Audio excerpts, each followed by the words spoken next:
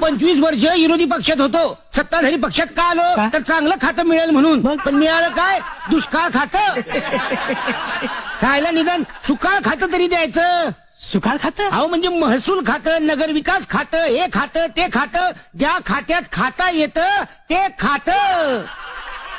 अहो काही आमदारांचं बरं असतं बघा, अहो रसिकतेच्या नावाखाली जाऊन बसत्यात तमाशाला. तसं आपलं गुणवंतराव. आम्ही आपलं बसलोय दुष्काळी दौरे करत. बरं ते जाऊ दे, आपला दौरा कुठल्या कुठल्या भागात आहे? हे म्हणजे बघा आपलं वनवासवाडी, ओसारवाडी, खरकटवाडी. म्हणजे तुमच्या सासूरवाडीला आहे म्हणा की. अहो काय सेक्रेटरी, तुम्हाला काही लाज लज्जा आहे का? अहो दुष्काळाचा दौरा चांगला थंड हवेच्या ठिकाणी काढायचा. माथेरान, महाबळेश्वर, लोणावळा, खंडाळा, हे खळा ते खळा.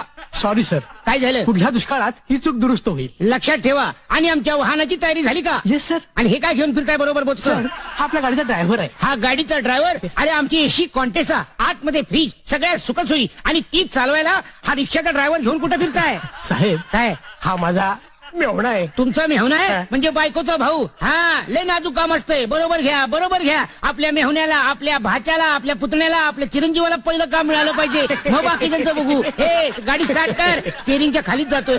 हे एसी ऑन कर, एसी. शाबास. आहा कसं अगदी लोणावळ्याला असल्यासारखं वाटतंय. वा हा हा हा. काय झालं बॉम्बलायला?